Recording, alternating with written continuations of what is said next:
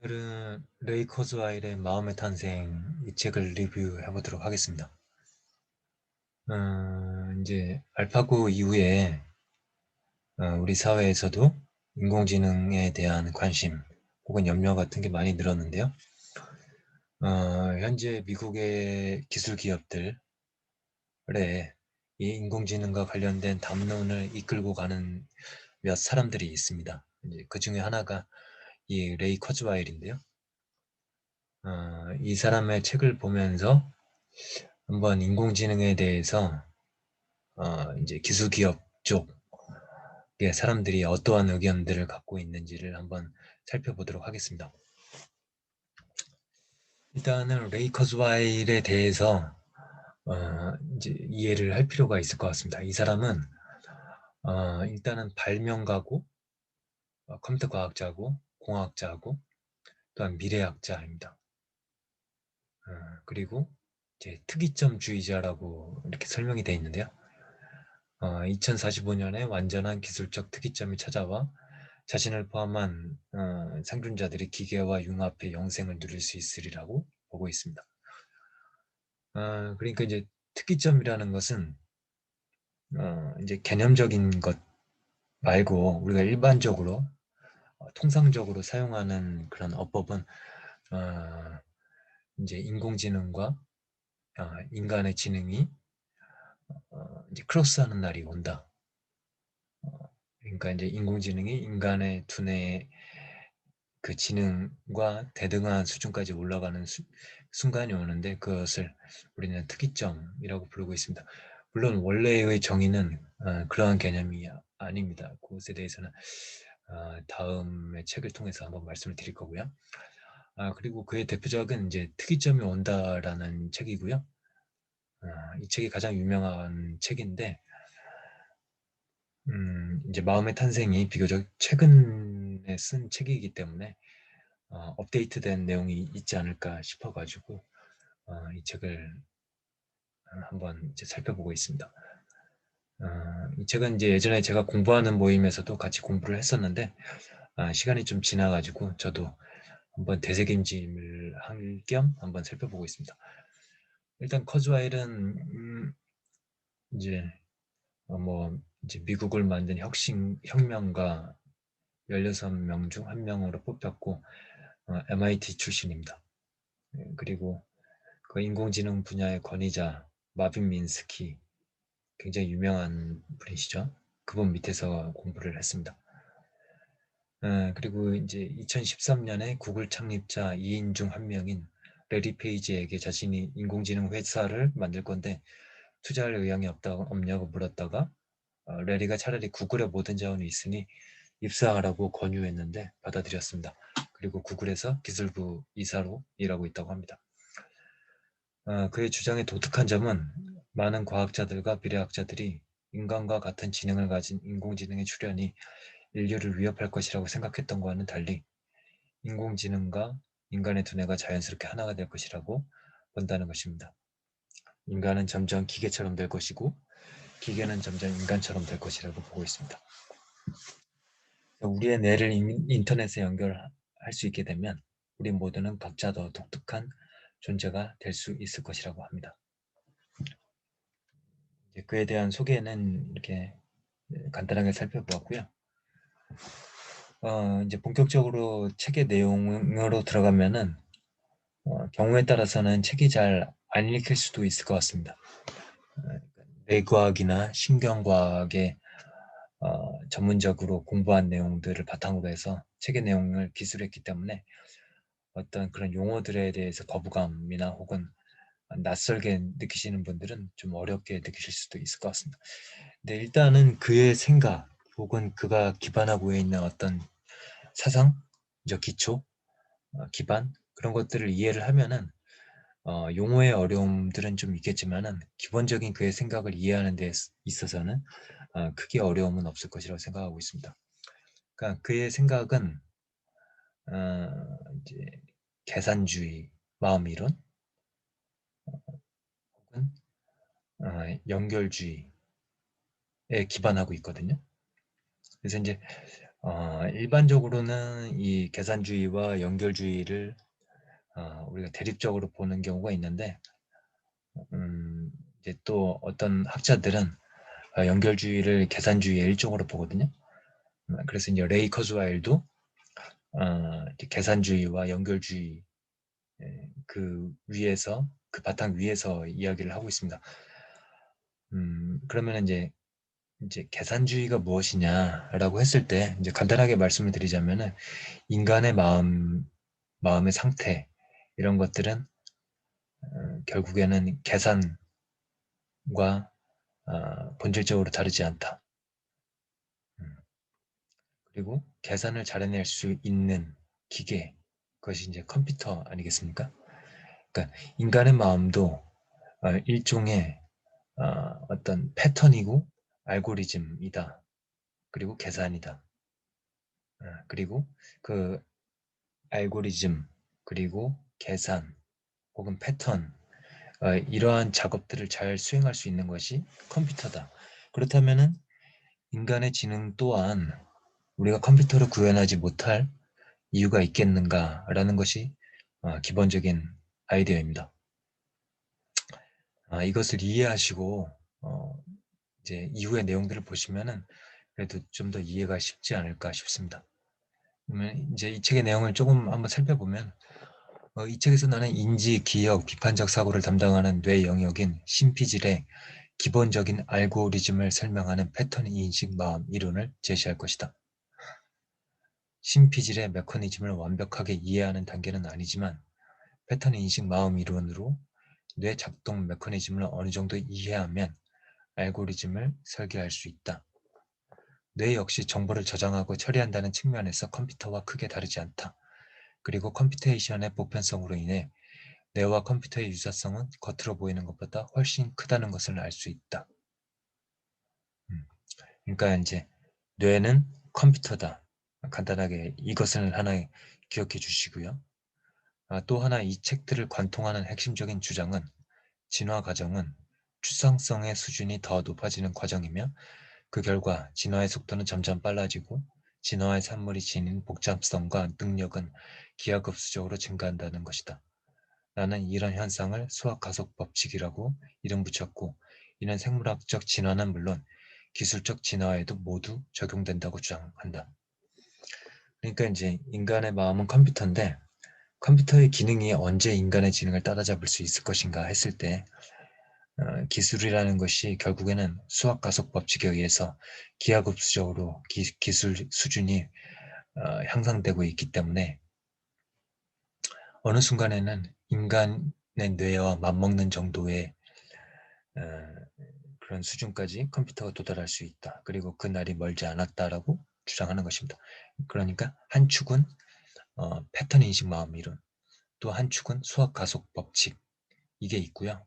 그 다음에 근원적으로는 이제 레이커즈알은 역공학의 방식으로 인간의 뇌를 복제할 수 있다, 혹은 모방할 수 있다라고 이야기를 하는 것입니다. 즉 우리가 어떤 기계나 프로그램과 똑같은 기능을 하는 것을 만들고 싶지만 그것을 만드는데 필요한 원천적인 정보가 없을 때 이미 완성된 기계나 프로그램을 분해하여 동일한 기능을 하도록 만드는 기술, 이것이 역공학입니다. 그러니까 예를 들어서 우리가 선진국의 무기를 가지고 와서 분해하여 구조를 들여다보고 그것을 흉내내서 비슷한 무기를 개발하는 것입니다. 즉 우리가 완전하게 그 기술을 이해하지 못하고 그 작동 원리를 이해하지는 못했지만은 그 부품을 우리가 분해해 보고 이러한 이 부품들을 어떠한 구조로 연결해 놓았구나라는 것 정도만으로도 우리가 어느 정도 그 그러니까 모방할 수 있다라는 것이죠. 이러한 방식으로 이제 들어가는 것이 이제 역으로 엔지니어링 하는 방식이다 해서 역공학이라고 하거든요. 그러니까 이제 패턴 인식 마음 이론과 수학가속 법칙을 결합하고 엔지니어링을 통해 지능의 힘을 크게 확장할 수 있다라는 것이 기본적으로 레이 커즈와일의 이제 아이디어인 것입니다. 그리고 이제 레이 커즈와일이 왜 이러한 방식을 이제 자신 있게 주장하느냐 하면은 뇌과학이나 신경과학에서 이제 연구 결과로 발표하는 것들이 그의 생각을 뒷받침한다라고 이야기하고 있는 것입니다. 그래서 이제 우리 뇌가 작동하는 방식은 이렇다고 합니다. 뇌는 패턴을 인지한다. 기억은 패턴의 나열로 저장된다. 대상이나 상황을 인식할 때 우리는 길게 나열된 레스트가 아니라 정교하게 포개어진 계층으로 기억한다. 뇌의 정보 처리 알고리즘은 이렇습니다. 기본적으로 신피질은 정보를 패턴으로 인식하는 거대한 패턴 인식기다. 그리고 이러한 패턴 인식기는 뉴런 100개가 집적되어 있는 기본적인 정보 처리 모듈이다. 그리고 이제 한 사람의 신피질에 활성화된 패턴을 다 탐지하더라도 활성화된 패턴의 위아래 레벨에 있는 패턴을 다 파악하지 못하면 활성화된 패턴이 뭐를 의미하는지 알 수 없다. 그 의미를 이해하려면 그의 신피질을 다 꿰고 있어야 한다. 자꾸 신피질 나오는데요. 이것은 이제 인류의 두뇌에 있어서 비교적 최근에 이제 진화한 영역이라고 볼 수가 있고요. 이제 그와 대비돼서 구피질이라고 있고요. 이것은 이제 조금 동물적인 영역이라고 할 수가 있겠죠. 신피질은 인간만의 고유한 사고 방식을 담당하는 두뇌 영역이라고 보시면 되겠고요. 그래서 이제 그가 이끄는 연구진은 HAHMM 기법, 이걸 정확히 어떻게 발음하는지 모르겠는데 아무튼 이 기법을 이제 개발을 했고 이를 통해서 오늘날 보편화된 뭐 시리 같은 것들이죠. 보편화된 말소리를 인식하고 이해하는 음성 인식 시스템의 기반이 된 기술이라고 합니다. 그래서 이제 이것은 패턴 인식 마음 이론의 특성을 알고리즘으로 거의 구현해낸 것이다. 이렇게 이야기를 하고 있습니다. 그리고 이제 신경과학의 주요한 발견들을 나열을 하면서 이것들이 그의 패턴 인식 마음 이론을 뒷받침하는 증거들이다 이렇게 이야기를 하고 있습니다. 캐나다의 심리학자 도널드 헵은 함께 활성화되는 세포는 연결된다. 그러니까 이제 학습할 때마다 뇌가 재구성된다라는 그런 주장을 하는데 이제 동의한다. 근데 그의 이론은 학습의 기본 단위를 뉴런이라고 가정하지만 패턴 인식 마음 이론은 뉴런 한 개가 아니라 뉴런 100개가 모인 뉴런 집합, 즉 패턴 인식이라고 가정한다. 이렇게 이야기를 하고요. 두 번째로 스위스의 신경과학자 헨리 마크렘은 기억을 습득하는 것은 레고 블록으로 집을 짓는 것과 비슷하다고 주장을 했습니다. 그러니까 어떻게 세상을 처리하고 지각하고 반응하느냐 하는 약간의 기초적이고 선천적인 지식을 담고 있는 레고 블록을 이제 두뇌에 대해서 이제 비유를 한 거죠. 이런 블록들을 연결하는 것은 곧 선천적 지각들의 고유한 조합에 의해 개인의 특정한 지식과 경험을 형성하는 것이다.